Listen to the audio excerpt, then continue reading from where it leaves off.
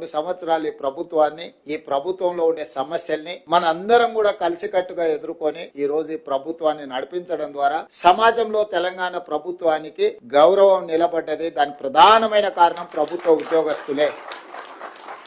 మీరే మా సారథులు, మా వారధులు. మీ సమస్యల్ని పరిష్కరించకుండా మా ప్రభుత్వం ఉండదు. మీరు ఏ కార్యక్రమం పెట్టుకున్నా నేను మీ దగ్గరికి ప్రత్యక్షంగా ఎందుకు వస్తున్నా అంటే కొన్ని నేను చేయగలగవచ్చు, కొన్ని చేయలేకపోవచ్చు. కానీ మిమ్మల్ని కలవడం ద్వారా మీకు ఒక విశ్వాసం ఉంటది. మీరు ఇంతకుముందు మా సోదరుడను, మా అన్నాను, మీ కుటుంబ సభ్యుడిగా నన్ను గౌరవిస్తున్నారంటే నా మీద ఎంత విశ్వాసం ఉంటే, మీరు అన్న అంటే కుటుంబంలో అన్ని బాధ్యతలు నెరవేర్చేవాడు.